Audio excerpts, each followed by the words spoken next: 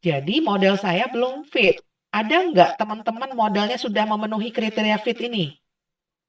Kelompok mana? Ada nggak? Boleh share kalau yang ada yang memenuhi? Gak apa-apa. Ada nggak yang sudah memenuhi? Coba ya. Ingat ada 3 kriterianya. Pertama dilihat CFI, TLI, RMCA ya. Dilihat dulu. Hah? Ada nggak? Atau belum dilakukan? Halo guys. Kok nggak ada yang jawab?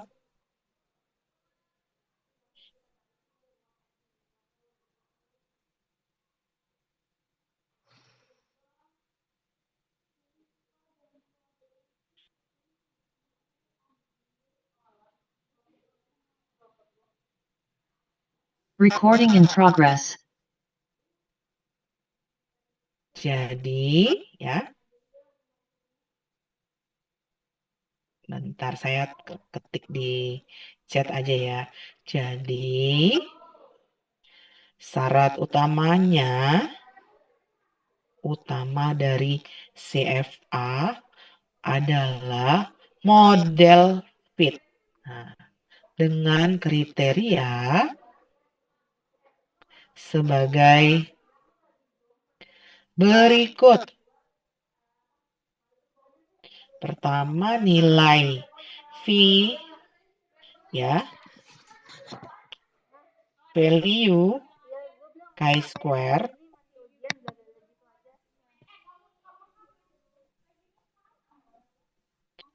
lebih dari 0,5. Tapi ini sulit terpenuhi karena responden harus besar. Yang kedua, ya, nilai CFI dan CFI dulu deh, lebih dari 0,9. TLI lebih dari 0,9. Dan keempat, ya, RMCA kurang dari 0,08. Nah, setidaknya model ya dikatakan fit apabila poin CFI, TLI, dan RMCA terpenuhi. Nah, oke. Bisa? Ada yang sudah mencoba? Ada yang sudah fit nggak? Atau belum? Pertanyaan saya. Ada nggak kelompok yang sudah memenuhi kriteria model fit? Apa nasi? Kenapa? Kelompok saya belum, Bu. Belum Oke, memenuhi kriteria. oke. Belum, Bu, kelompok saya. Ya, sekarang saya tanya, yang sudah memenuhi ada nggak? Sudah memenuhi kriteria model fit? Kenapa? Kenapa soalnya? Belum, Bu. Oke, belum. Kalau belum, saya lanjutkan ya penjelasannya. Sebentar ya, nak ya. Nanti kita ngobrol ya. Una lagi ngajarin kakak-kakaknya dulu bentar ya. Oke, artinya sama kayak punya saya ya. Punya saya juga belum memenuhi. CFI saya adalah 0,860, comparative fit indexnya, Tucker Lewis indexnya atau TLI-nya 0,789. Dan root mean square error-nya ya, ini adalah 0,131. Artinya error saya masih tinggi nih. Ya, maka langkah selanjutnya teman-teman ya bisa kita lakukan modifikasi model.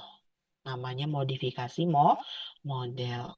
Ini Kaiser-Meyer-Olkin ini ya idealnya sih 0,5 dikatakan layak Nah, terus nih teman-teman nanti ini yang dilihat nih, tapi ini belum bisa kita lihat karena model kita belum fit. Nah, kita langsung lanjut ya. Ini reliability-nya ya. Reliability-nya ini, JES ini memberikan dua informasi reliability. Pertama, koefisien omega ya. Nah, omega itu McDonald sebenarnya ya, koefisien McDonald. Ini dia memberikan dua nih ya, 0,695. Di koefisien alfa, alfa Kronbach sama kayak SPSS. Sedangkan di SPSS itu hanya memberikan informasi mengenai koefisien alfa Kronbach saja. Nah, ini Bu, ada ya, cepetan Bu. ya. Oke, ini saya ulang ya teman-teman. Nah, ini KMO, nilai KMO ini idealnya, KMO itu idealnya ya, teman-teman dikatakan bagus itu 0,5 ya. Nah, ini kalau dilihat secara kasat mata udah 0,5 belum? Udah ya. Nah, ini nilai R square. R square itu biasanya kalau teman-teman suka menemukan nilainya di analisis apa R square? R square analisis apa? Analisis regresi. Ya. Nah, ini faktor loading di parameter estimate belum bisa kita baca karena tadi model kita belum fit. Kita fitkan dulu model kita. Ya, kalau model belum fit artinya kita harus memodifikasi model. Jadi modelnya harus dimodifikasi. Ini teman-teman tadi ya batas parameter estimate terus kita lanjut turunin ya. Kita naikin terus data ini ya outputnya sampai ketemu namanya reliability. Nah, reliability dari alat dimensi SL ini ada namanya koefisien omega W. Bentuknya ini W omega. Ini bacanya bukan W ya, tapi omega. Nah, omega ini adalah koefisien reliability berdasarkan menurut McDonald ya. Jadi JES ini mengeluarkan dua, ada menurut McDonald dengan omeganya dan ada menurut Kronbach dengan alfanya. Ini alfa, alfa Kronbach sama dengan yang dikeluarkan oleh SPSS. Namun di SPSS hanya mengeluarkan berdasarkan alfa Kronbach. Benar nggak? Betul Ibu. Ya. Nah, kan data kita belum fit, model kita belum fit, maka kita teman-teman lihat di tabel modification index. Ya, modification index ini yang saya nih ya. Kelihatan ya. Nah, ini di residual covariant. Artinya kita harus membebaskan parameter itemnya. Ini kayak gini nih, SL1 dengan SL5 ya. Nah, kalau modifikasi indeks itu ya di JES ini dia sudah diurutkan dari yang besar sampai ke kecil. Coba perhatikan. 7638, 7600 ya kan sampai 3,904 benar? Nah, enaknya di situ. Kalau software lain belum tentu diurutkan. Jadi artinya nih teman-teman, kita lihat yang paling atas nih dari residual covariant. Ya, residual covariant. Nah, bentar. Saya ini dulu deh. Nah, jika ya model belum fit, maka harus dilakukan modifikasi model dengan melihat ya modification index pada output ya. Nah, tabel pada output residual covariant. Nah, lihat ya, lihat bagian atasnya dari tabel modification index. Nah, tuh ya. Kalau saya ketik kayak gini jelas? Nah, oke. Ya. Saya balik lagi nih ya. Ini SL1 dan SL5 nih. Yang punya saya SL1 dan SL5. Oke. Ya. Nah, ini teman-teman nih saya giniin ya. Nah, ini ya. Saya cari dulu nih. Nih jadi nih CFA tuh juga JS ini menghasilkan gambar seperti ini. Gambar tadi ya. Nah, persis yang seperti yang saya tadi bikin ya kan. Nah, oh, kecil banget. Ya. Nah, ini ya yang kita lihat nih di modification index residual kovarian SL1 dengan SL5 ya. Ternyata dia saling berkorelasi. Ingat ini logonya adalah notifikasinya ini adalah nih berkorelasi antara SL1 dan SL5. Item SL1 dan item SL5. Di mana kita memodifikasinya? Maka di model option. Sebelah kiri, perhatikan sebelah kiri. Model option ini ada residual kovarian ya. Ini juga residual kovarian, benar? Bisa dilihat? Bisa? SL1, terus kemudian saya tahan nih dengan kontrol, atau boleh juga satu-satu SL1, nah terus SL5. Lihatnya di sini ya teman-teman ya. Nah, ini ini SL1 dan SL5 ini saya lihatnya di sini nih, maka saya taruh di sini. Saya klik di sini ya, SL1, SL5. Nah, tuh langsung berubah kan dia, loading ya. Nah, gitu. Kita cek ya, udah belum gitu. Oh, ternyata belum. RMCA saya masih tinggi, 0,115. Sedangkan kita pengennya di bawah 0,08. Ininya CLI-nya udah memenuhi, tapi TLI-nya juga sama belum. Artinya, kita balik lagi, kita cek lagi. Mana yang mau dibebaskan lagi? Oh, nih kita lihat ya di modification index di residual kovarian. SL3 dengan SL4 ya.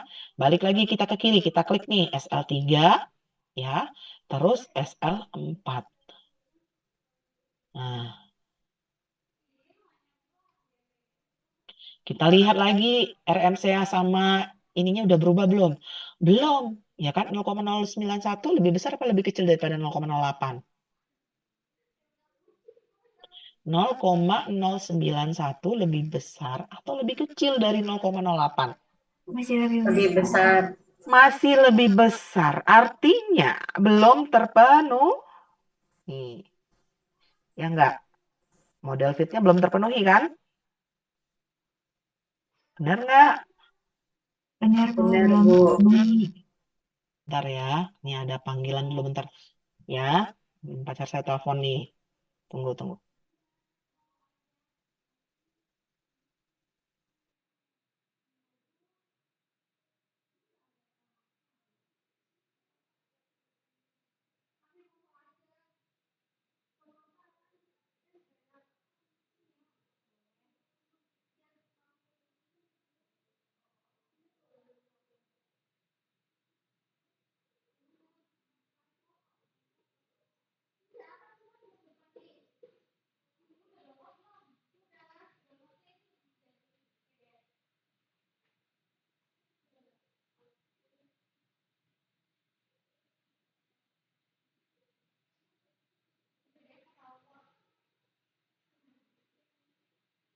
Aku ngajar dulu, tunggu bentar ya.